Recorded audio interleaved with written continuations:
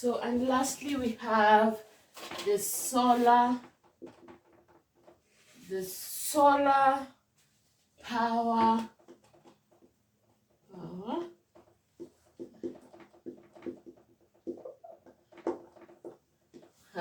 We have the solar power stations, which is the last one that we are going to look at. And we say that from the word solar, it's just generated from the sun. So these are facilities that convert the solar radiation into electricity suitable to be supplied to homes and industry. So we can say that there are facilities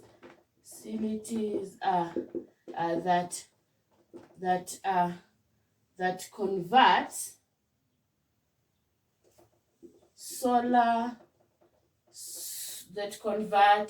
solar radiations into electricity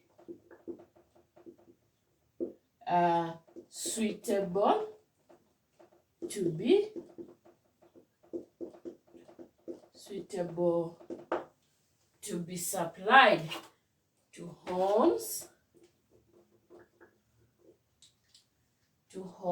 and industries.